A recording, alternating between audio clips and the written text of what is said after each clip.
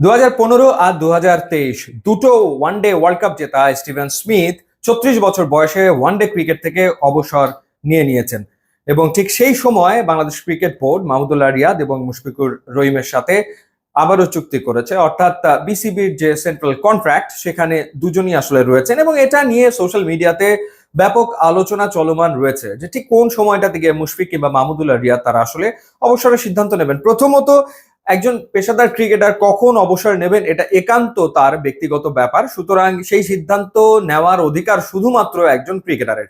কিন্তু মাহমুদুল্লাহ রিয়াদের বয়স 40 হয়ে গেছে এবং মুশফিকুর রহিম তিনি 38-এ রয়েছেন এবং বাংলাদেশের নেক্সট বিগ অ্যাসাইনমেন্ট ওয়ানডে ফরম্যাটে 2027 সালে ওয়ানডে ওয়ার্ল্ড কাপ। এখন প্রশ্ন হলো যে 2027 সালে যে ওয়ানডে ওয়ার্ল্ড কাপ সাউথ আফ্রিকাতে হবে, বাংলাদেশ কি সেই ওয়ার্ল্ড কাপে শুধুমাত্র পার্টিসিপেট করবে? যেভাবে গত কয়েক বছর ধরে আইসিসির এই মেগা ইভেন্টগুলোতে বাংলাদেশ শুধুমাত্র পার্টিসিপেটই করে, শুধুমাত্র নিয়ম রক্ষার্থে যেন খেলতে যায়, সেভাবেই কি 2027 ওয়ানডে ওয়ার্ল্ড কাপে বাংলাদেশ খেলবে, নাকি আটঘাট বেঁধে পরিকল্পনা করে কোনো কিছু অর্জন করার জন্য 2027 ওয়ানডে ওয়ার্ল্ড কাপে বাংলাদেশ পার্টিসিপেট করবে?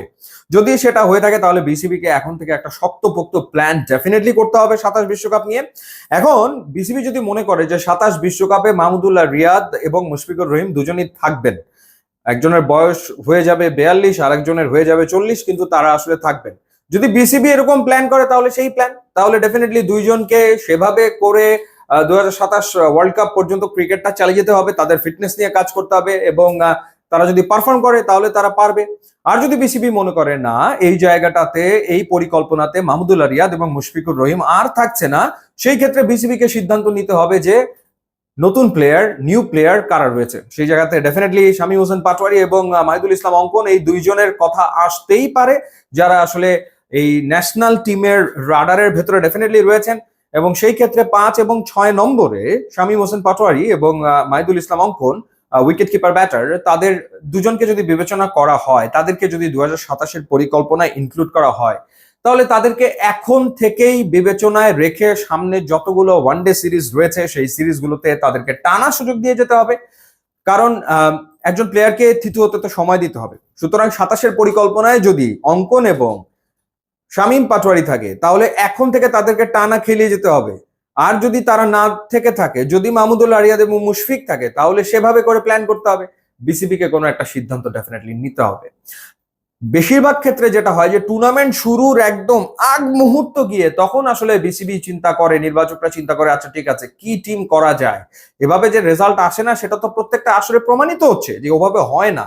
সুতরাং একটা টিমকে বিল্ড আপ করে নিয়ে যেতে হবে এবং 27 ওয়ার্ল্ড কাপকে টার্গেট করলে এখন থেকে সেই টিম বিল্ড আপ করাটা ভীষণ রকম জরুরি ব্যাপার। এখন থেকে বিল্ড আপটা আসলে করতে হবে এবং এখন থেকে বিল্ড আপ করলে সেই প্লেয়ারগুলোকে সিলেক্ট করে নিয়ে এসে তাদেরকে নার্সিং করা, তাদেরকে গ্রুমিং করা, তাদের টেকনিক নিয়ে কাজ করা, তাদেরকে পর্যাপ্ত ম্যাচ খেলার সুযোগ করে দেওয়া, তাদেরকে সেই আস্থা দেওয়া যে 27 পর্যন্ত টানা এক নাগাড়ে তারা খেলবে, সেই কনফিডেন্স দেওয়া, সেটাও আসলে ডেফিনেটলি বোর্ডের দায়িত্ব। এখন বোর্ড সেই দায়িত্বটা পালন করবে কিনা, নাকি বোর্ড যথারীতি একটা কনফিউজড অবস্থার ভেতরে থাকবে।